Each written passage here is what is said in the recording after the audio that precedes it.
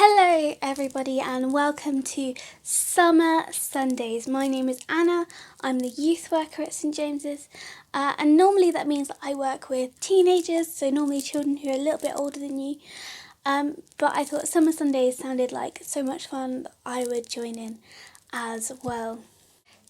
This is our last week of Summer Sundaes. I know, it's very sad. We've been looking at places that we can read about in the Bible, hearing true stories from the Old Testament and the New Testament about things that happened in those places. Can you remember any of those places? Think back over the last few weeks. If you think back really, really long ago, can anyone remember what we did? We did the River Jordan. We looked at the place called the River Jordan. If you remember that one, really well done. That was a long time ago. We also looked at Bethlehem and a town called Jericho as well. And this week we are going to be looking at a new place, a city called Jerusalem. So today we're going to be looking at a true story from the Old Testament, and then on Wednesday we're going to be looking at a true story that happened in Jerusalem from the New Testament. I'm going to pray to start our time together. If you want to join in, then you can say Amen at the end. Dear God, thank you for Summer Sundaes and thank you for our summer holidays. Help us to learn more about you and have fun as we do so. Amen. Do you like dancing? Now, I'm not very good at a lot of dancing, although I enjoy dancing, but I do know how to dance one dance. I know how to dance a waltz. Now, a waltz is a dance you have to do to a special rhythm. There's a special rhythm that helps you remember when to move your feet. And the rhythm goes like this. It goes 1, 2, 3, 1, 2, 3. 1, 2, 3. Do you think you can have a go? We'll tell you what we can do is we can clap on the 1 and then click on the 2, 3. If you can't click, maybe you can pat your knees instead. So you go 1, 2, 3 instead of 1, 2, 3. Okay, let's give it a go. Join in when you think you can. 1, 2, 3, 1, 2, 3, 1, 2, 3, 1, 2, 3, 1, 2, 3. Maybe we should give it some words. We can use words to help us understand rhythms. So why don't we use the words red beanbag? So we'll clap on the word red and snap beanbag. So red beanbag. Let's give it a go. Red beanbag, red beanbag, red beanbag, red beanbag, red beanbag. Very good.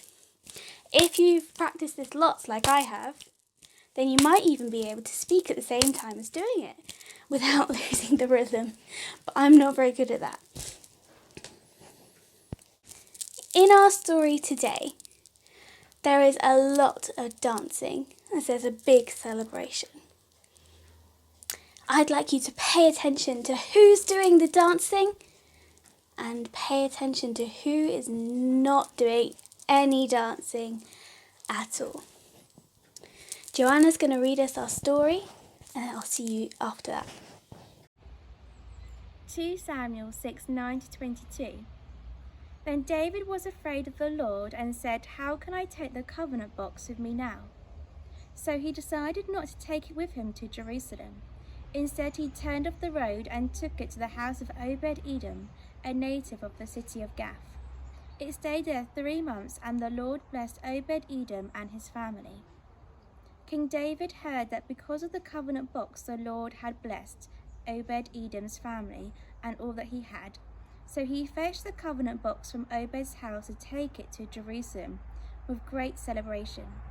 After the men carrying the covenant box had gone 6 steps, David made them stop while he offered the Lord a sacrifice of the bull and a fattened calf. David, wearing only a linen cloth round his waist, danced with all his might to honour the Lord. And so he and all the Israelites took the covenant box up to Jerusalem, with shouts of joy and the sound of trumpets.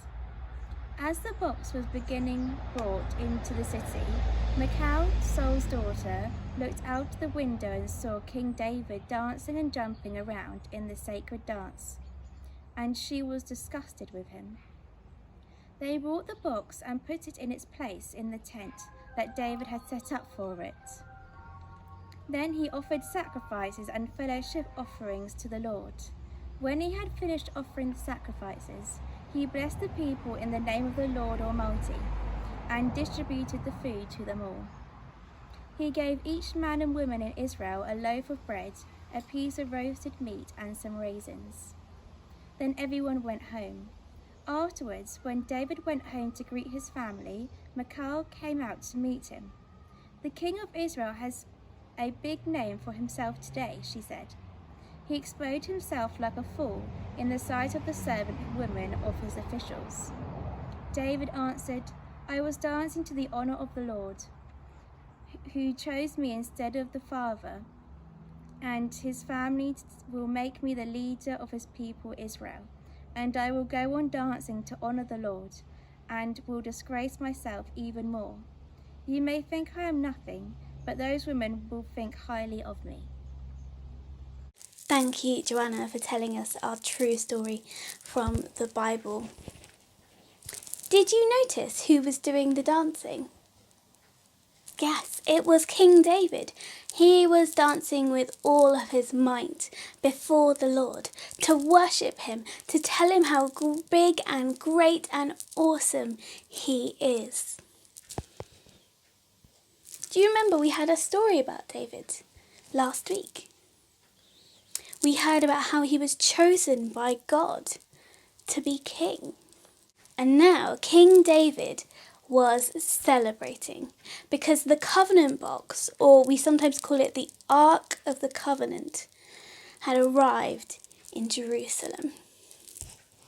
Now it was a wooden box, it was covered in gold, and inside were the very precious stone slabs because God had written the 10 Commandments on them and given them to the people. It was kind of like a physical symbol that reminded everyone that God was with them.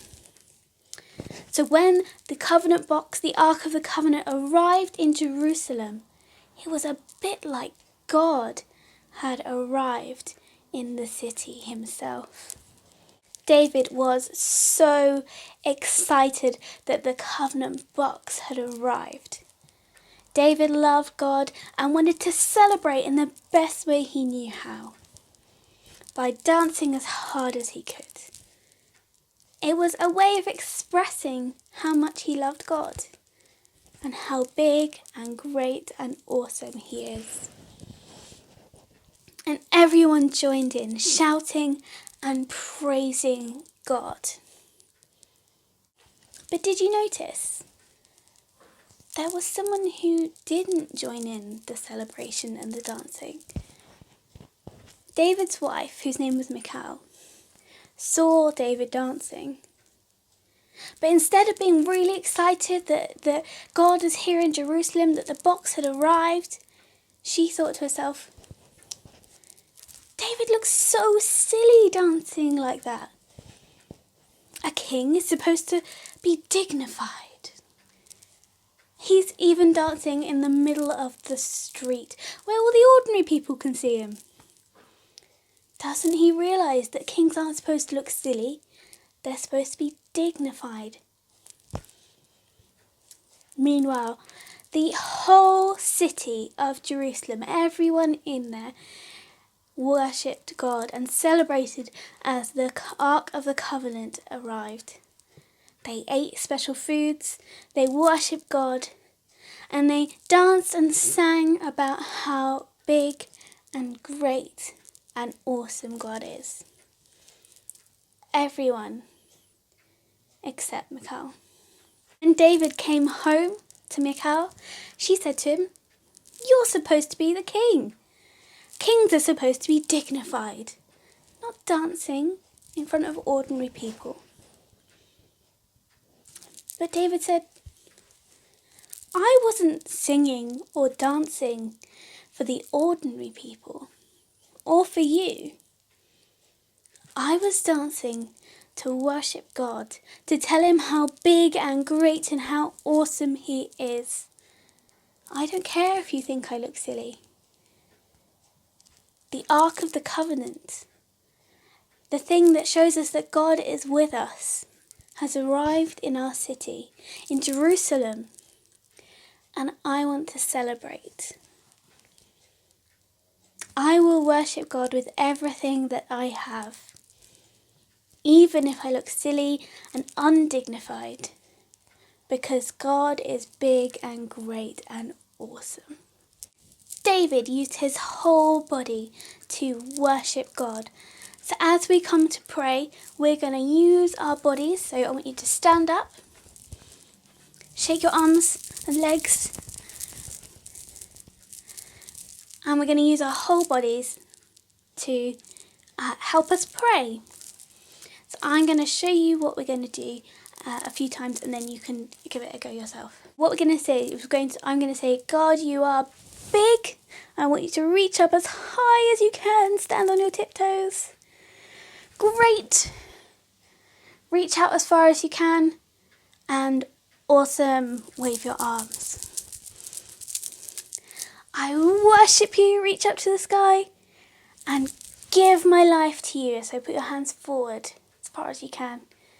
And I love you with all that I am. Great, so I'm going to go over that again one more time and then we'll pray together. So we'll say, God, you are big, great, and awesome.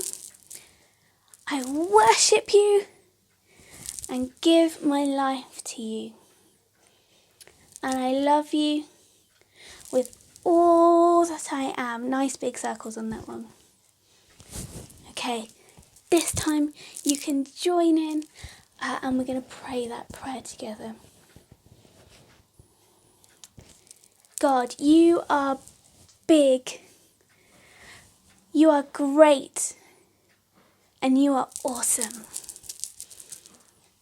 I worship you and give my life to you.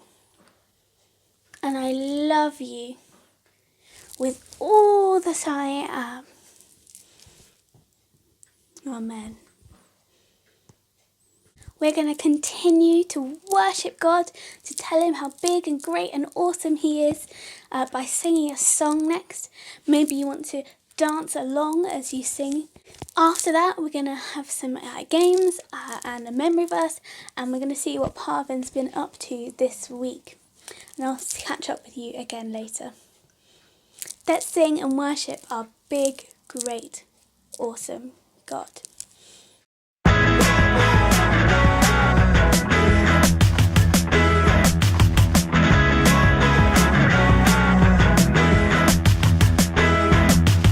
Sometimes life can get us down. Things that happen make us frown. Slip on a banana skin, trip and fall into a bin. Sometimes we just wonder why. Things that happen make us cry. We get ill or hurt ourselves, but we can always tell each other. We can always tell each other. God is bigger. God is stronger than anything that could ever go wrong. God is faithful. God is loving, working in us to make us like his son.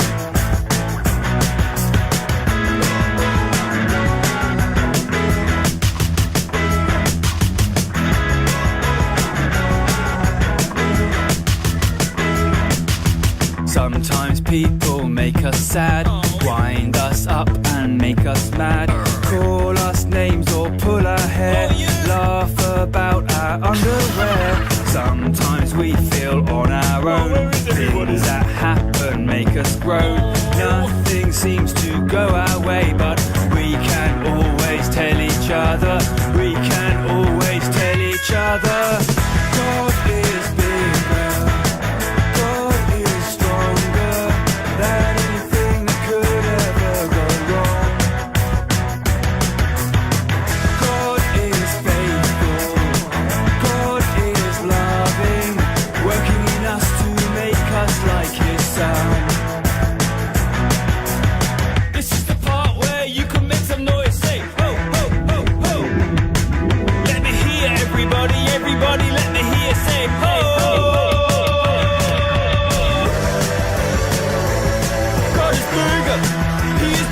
bigger, bigger, bigger, bigger.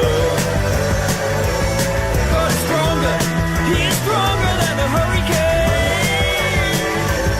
God is faithful, and He's loving, loving. God is bigger, He is bigger.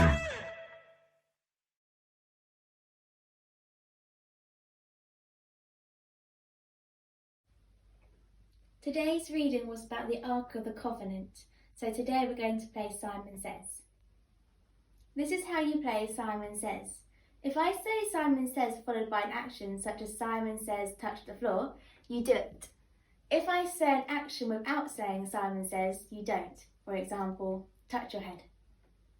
And you don't. Okay, let's play. Simon Says touch your nose. Simon Says wave your hands in the air. Simon Says spin around. Simon Says touch your shoulders, touch your knees. Simon Says play the trumpet. Simon Says touch your hair. Simon Says wiggle your tongue and jump in the air. Simon Says do a star jump. Simon Says turn around. Simon Says touch the floor, lie down. Did I catch you out? Let's keep going. Simon Says touch your elbow. Simon Says jump in the air. Simon Says wiggle your fingers. Simon Says touch the floor. Simon Says rub your tummy. Simon Says pat your head. Do them both at the same time. Almost caught you out there too. Simon Says do 5 star jumps. Simon Says touch your foot. Lie on the floor. Good one. Simon Says hop on 1 foot. Simon Says spin around on 1 foot. Simon Says touch your knees. Simon Says touch your shoulders. Simon Says touch your head and touch your nose.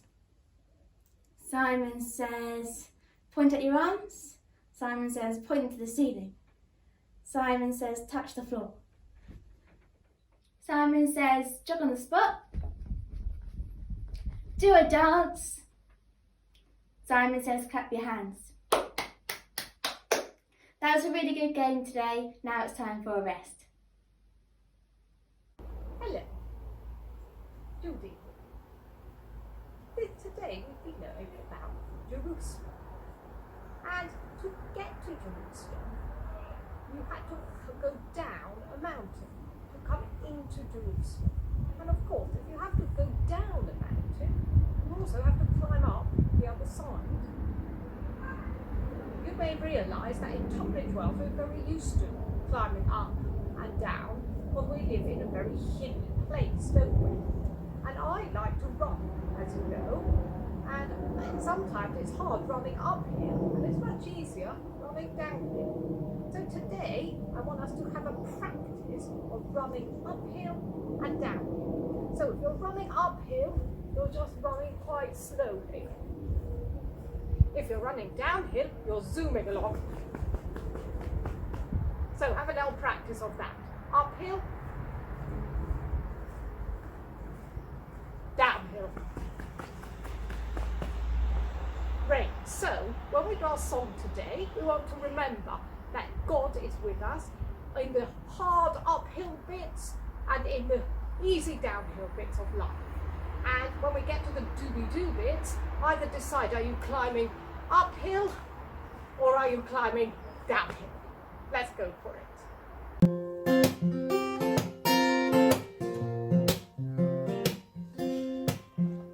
The Lord is with you wherever you go.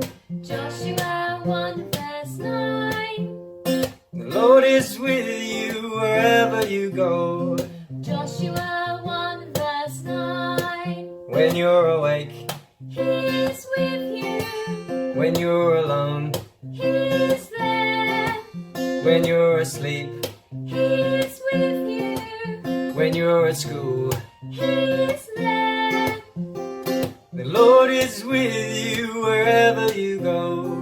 Joshua 1 verse 9. The Lord is with you wherever you go.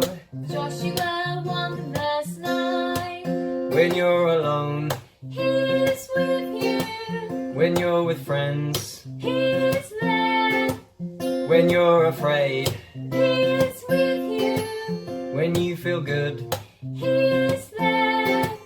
Mana mana do do do do do. Mana mana do do do do. Mana mana do do do do do. Mana mana do do do do. The Lord is with you wherever you go. Joshua verse. Hello from Parvin. I'm glad to see you. Well, I wish I could actually see you, but I'm glad to be with you, and I hope you've been enjoying yourselves.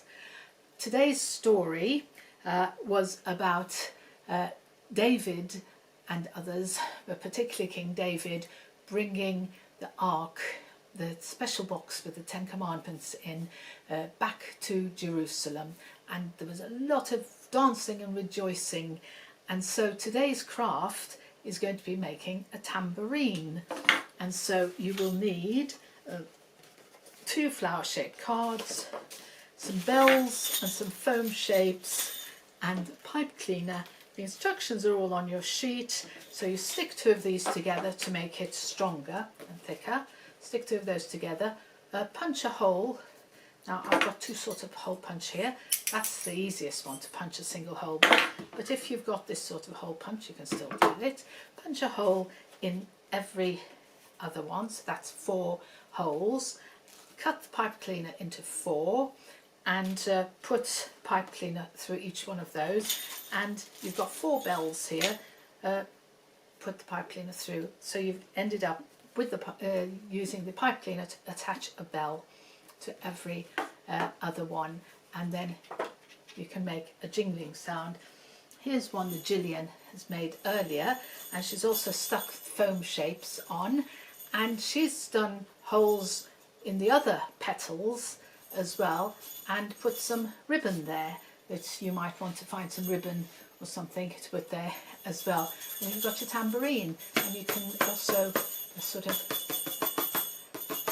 I'm not musical, so I won't try to play you anything on the tambourine, but enjoy making your tambourine and have a little celebration. That's today's craft. And now for today's ice cream.